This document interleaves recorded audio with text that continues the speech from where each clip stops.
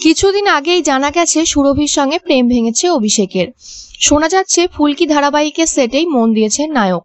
হ্যাঁ, শার্লি মোদকের সঙ্গেই নাকি চুটিয়ে প্রেম করছেন অভিষেক বসু। অভিনেত্রীর জন্মদিনে পোস্টও করেন। শার্লি মোদকের জন্মদিনে বেশ কিছু ছবির সঙ্গে অভিনেতা অভিষেক বসু লেখেন, যেভাবে তুমি ভাবনা চিন্তা করো তার জন্য তুমি সুন্ডিয়েন। তুমি তোমার ডিসিপ্লিন, নিয়মানুবর্তিতা এবং জেদের জন্য সুন্দর। তোমার চোখে যে ঝলক আছে তার জন্য সুন্দর তুমি। তুমি কষ্টে থাকলেও যেভাবে অন্যদের হাসাতে পারো সেটার জন্য সুন্দর তুমি।